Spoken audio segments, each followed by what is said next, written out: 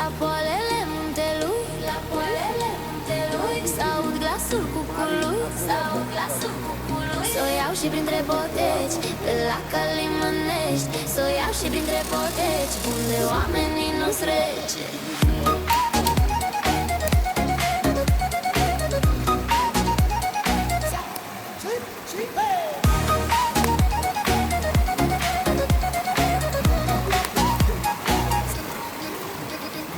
Izvoraș curgând la vale, scoate-i pe cei răi din cale și dăm doar oameni ca mine ce vorbesc numai de bine. La poalele muntelui nu mă simt al nimănui, acolo-mi găsesc alin, doar inspir și apoi respir. La poalele